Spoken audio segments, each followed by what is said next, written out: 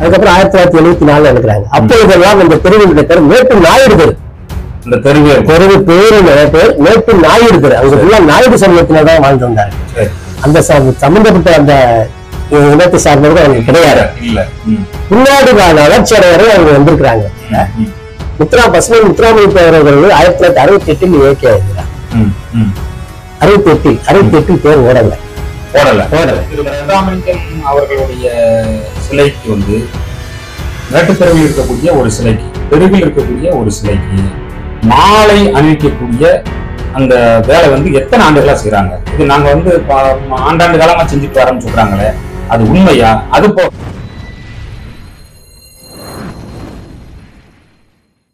இந்த ஆண்டாள் கோயில் என்று சொல்லக்கூடிய இந்த நாச்சியாரம்மன் கோயிலுக்கும் இந்த மல்லரனும் தேவேந்திர குல வேளாளர்களுக்கும் என்ன உறவு? மரபு சார்ந்த தொடர்ச்சியா அதனுடைய நீட்சியா என்னென்ன இருக்குது? ஆண்டாள் நாச்சியார் கோயில் திருத்தேர் வந்து பிராமணர்களுக்கு அடுத்தது தேவேந்திர குல வேளாளர்கள் மட்டுமே உண்மை இல்லை, வேற எந்த சமூகத்துக்கும் கிடையாது. அடுத்தது கோவிலுக்குள்ள வந்து இந்த தேவேந்திர குல சமூகத்தை சார்ந்த ஒருவர் இறந்து விட்டார். நாம் அதை பற்றி தகவலை தெரிவித்தோம்னா இறந்தவர்களுக்கு ஒரு வஸ்திரம், அடுத்தது வந்து ஒரு மாலை, அதாவது ஆண்டாளுக்கு சாத்தப்பட்டிருந்த மாலை, அது அந்த இறந்தவருக்கு கொல்லி ஆண் வாரிசு கொல்லி வைப்பதற்காக ஒரு கொல்லிக்கட்டை, அந்த இறந்தவருக்கு வாய்க்கரிசி போடுவதற்காக 1 லிட்டர் அரிசி, பெண்ணுக்கு அந்த இறந்தவருடைய பெண் வாரிசு தலக்குறம் உடைப்பதற்காக ஒரு மண்பானை, இந்த 5 பொருளையும் வழங்குகிறார். அதாவது மகாபாரதத்துல சொல்லுவாங்க, ஒருத்தர் இறந்துட்டார் இப்பதான் உறவு இருந்தாலும் ஒருத்தர் இறந்த அன்னைக்கு தான் பின்னாடி வரக்கூடியது அந்த உரிமையான உறவும்பாங்க. அந்த அடிப்படையில இந்த தேவேந்திர குல சமுதாயத்தை சேர்ந்தவர் இறந்ததும் ஆண்டாளும் நாச்சியாரும் உறவு வருகிறார்கள் அப்படின்ற உறவு அந்த காலத்துல இதுக்கு மேல உறவு வந்து தொடர்ச்சி. அடுத்தது ஆண்டாள் நாச்சியார் கோயில்ல திருக்கோபுரத்துக்கு முன்பு கார்த்திகை தீபத்தன்று தீபம் ஏற்றுவார்கள். அந்த தீபம் வந்து அந்த பகவானுக்கு உரிய தீபம், அதை ஏற்றக்கூடிய கட்டி வைக்கக்கூடிய அதிகாரமும் உரிமையும் 2 ஊரை சேர்ந்த தேவேந்திரவாளர். நாங்கள் வடக்கு தர்சனத்தை சேர்ந்தவர்கள் தேர் கோபுரத்துக்கு நேராக தேருக்கும் இடையிலே செய்வோம். பெருமைச்சேரி கிராமத்தை சேர்ந்தவர்கள் கோயில் ஆண்டாள் கோயில் நேர எதிராக உள்ள வாசலுக்கு நேராக வந்து செய்வாங்க. 2 ஊருக்கும் இந்த உரிமை 2. அடுத்தது என்ன செய்வீங்க? அதுல அது ஆண்டாள் கோயிலுக்கு பாத்தியப்பட்ட பனைமரங்கள் இருக்கு, அதுல உள்ள ஓலைகளை எடுத்து வந்து அவங்க வச்சிருவாங்க. அது வேற ஒரு நபர் கொண்டு வந்து வச்சிருக்க கோயில் நிர்வாகம் வச்சிருவாங்க. நாங்க அதை புளிய மரத்துல இருந்து அந்த கொட்டு வெட்டி கொண்டு வந்து அதை ஒழுங்குபடுத்தி தீபமாக கட்ட வேண்டும். கெட்டிய கொண்டு அவங்க முறைப்படி பிராமணர்கள் வந்து அதை சடங்கு செய்வாங்க. அது 2வது முறை. 3வது எங்க அவங்க பெருமைச்சேரி மக்களுக்கு இதே வேலையை எங்களுக்கு அவங்களுக்கும் அந்த உறவு இல்லை. இந்த தடி போடுறது, அப்புறமேட்டு இந்த இறந்தவங்களுக்கு இது பண்றது. அடுத்தது இன்னைக்கு வரைக்கும் வந்து நான் கேட்கக்கூடிய கல்வினே, இன்னைக்கு வரைக்கும் வந்து இந்த இறப்பு காரியம் நடந்தா இந்த பொருள்கள் வந்து நிர்வாகம் கொடுத்துட்டே வாங்கிட்டு இருக்கோம். இப்ப நீங்க அதே மாதிரி தேருக்கு வந்து நீங்க தடி போடுறதுக்கு அவங்க வந்து நிர்வாகத்துல இருந்து 4000மோ 5000மோ நீங்க சொன்னீங்க, அது வந்து வழங்கப்பட்டு இருக்கு. அந்த நடை சாத்தக்கூடிய பழக்கம் இருக்கா? இறப்பு நேர்ந்தா நடை வந்து கோயில் நடை வந்து சாத்துறது பல காலமா இருந்திருக்கு, அது இப்ப இருக்குதா இல்ல அதை நிறுத்திட்டாங்களா? இல்ல, அது வந்து சில நேரங்கள்ல அந்த அந்த பூஜைகள் நடக்கிற டைம் அப்படின்னா அந்த அலங்காரத்தை எடுத்துட்டு இது பண்ணி குளிப்பாட்டிட்டு வேற சொல்லிடுறாங்க. சில நேரங்கள் நம்ம அந்த டைம் ஒத்துலாம் அதை இப்போ உள்ள நடைமுறை காலங்களுக்காக பண்றதுல அப்புறம் அந்த அந்த சாத்தக்கூடிய நேரமா இருந்தால் சாத்திடுறாங்க. திருவிழா டைம் தான் பண்ண முடியாது, பக்தர்கள் அதை பண்ண முடியாதனால சாஸ்திரங்களை செஞ்சிடறாங்க. அந்த இந்த ஊடகங்கள் வாயிலாக அண்ணன் அவர்களுடைய வாக்குமூலத்தின்படி கோயிலின் மக்கள் மல்லரனும் தேவேந்திர குல வேளாளர்கள் என்பதற்கான அடையாள மரபு வழியின் நீட்சியாகத்தான் இறப்பு காரியம் நேர்ந்தால் ஆண்டாள் கோயிலில் இருந்து அத்தனை இறப்பு காரியத்துக்கான பொருள்களையும் தருகிறார்கள் என்றால் கோயிலின் உண்மையான மக்கள் யார் என்பதை இந்த ஊடகத்தை உற்று நோக்கக்கூடிய பெருமக்கள் தெரிஞ்சுக்கணும். ஏன்னா இது யார்கிட்ட இருந்தும் நம்ம வந்து வரலாறு புடுங்கி இது என்னுடைய வரலாறு நம்ம சொந்த கொண்டாட வரல. நெல்லின் மக்கள் இந்த மக்கள் நெல்லை பூமிக்கு கொண்டு வந்தார்கள் இந்த மக்கள் தான் என்று சங்கரநாயனார் கோயிலில் கல்வெட்டு என்ன கூறுகிறதோ அதை போல திருநூத்தூர் ஆண்டாள் கோயிலுக்குள்ள இருக்கக்கூடிய கல்வெட்டும் இதைத்தான் பறைசாற்றுகிறது. இது மறந்துடக்கூடாது. இது முழுக்க முழுக்க நெல்லின் மக்கள் இல்ல, நாகரிக தொடர்ச்சியின் மக்கள் இந்த மக்கள் தான். இந்த மக்களுக்கு இல்லாத உரிமை எல்லா கோயில் 470க்கும் மேற்பட்ட கோயில்களில் முதல் மரியாதையும் உரிமையும் பெறக்கூடிய இந்த மக்களை கொஞ்சம் கொஞ்சமாக இந்த கோயிலில் இருந்து அப்புறப்படுத்தி அந்த வரலாற்றை அவர்களுக்கு சொந்தம் கொண்டாடுவதற்கு ஒரு கூட்டம் இழந்திருக்கிறது என்று நன்றாக எங்களால் புரிய முடிகிறது. நிச்சயமாக மரபு வழியான எங்களுடைய உரிமையின் தொடர்ச்சியை எவருக்காகவும் எவனுக்காகவும் நாங்கள் விட்டுக் கொடுக்க தயாராக இல்லை. நீதிமன்றம் மட்டுமல்ல, அறவழியிலும் எங்களுடைய போராட்டத்தை தொடர்ந்து முன்னெடுத்து எங்களுடைய உரிமையை மீட்டெடுப்போம்.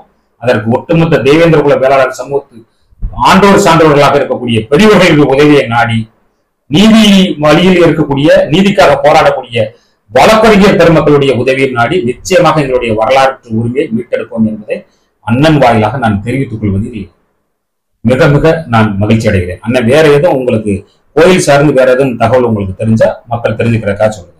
நம்ம இந்த சேவல் இருக்கிறோம், அந்த சேவலுக்குரிய 500 ரூபாய் பணம் கொடுக்குறாங்க. சரி, அது அங்க உள்ள பிராமணர்கள் முன்னாடி கோவில் நிர்வாகம் சுருவினாங்க.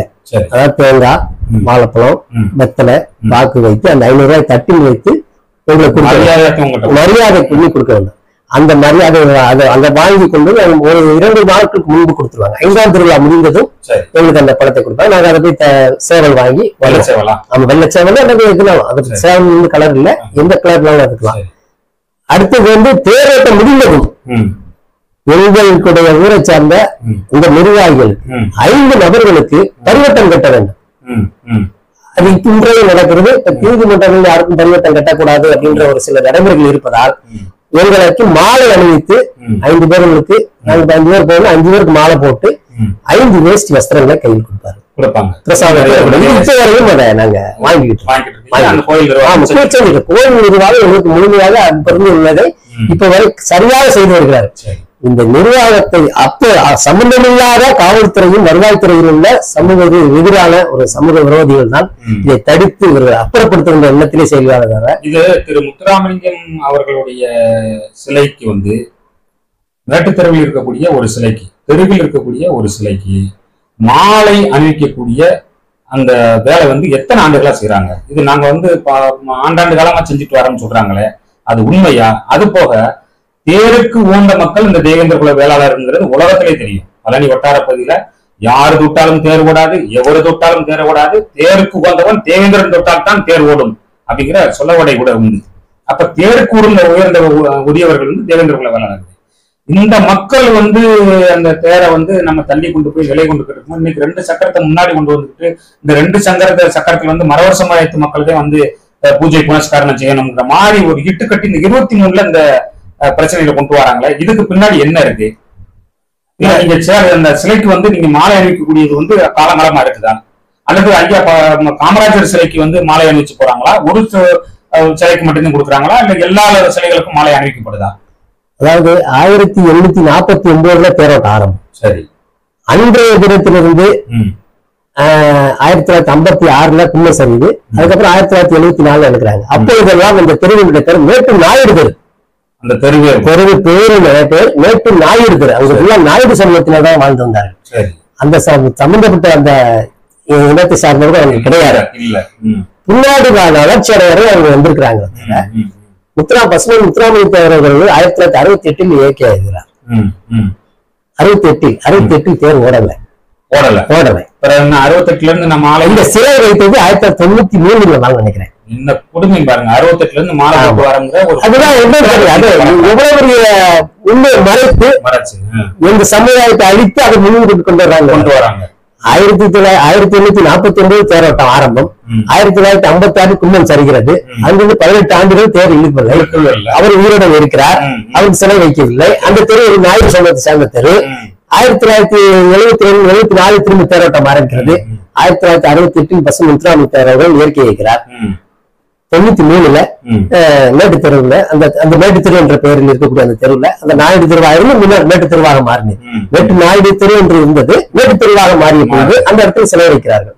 இதுல வந்து 1968 முன்பு எப்படி வச்சாங்கன்னு சொல்றாங்க, எப்படி இருக்குன்னு தெரியல.